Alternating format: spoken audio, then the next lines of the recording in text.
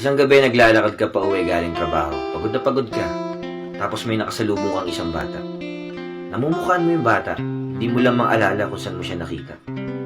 Lumapit siya sa'yo. Tapos ang sabi niya, ang layo na nang narating mo. Proud ako sa'yo. Pagod na pagod ka na, pero hindi ka sumusuko. Nagulat ka sa mga sinabi niya, tapos bigla siyang tumakbo. Paglingon mo, wala na siya sa paningin mo. Bigla mong naalala kung sino yung bata na yun. Ikaw pala yun 20 years ago. Pinapaalala niya lang sa'yo na magpatuloy ka lang. Minsan hanap tayo ng hanap ng motivation at inspirasyon. Pero hindi natin alam, sarili lang pala natin yung makakapagpamotivate sa atin.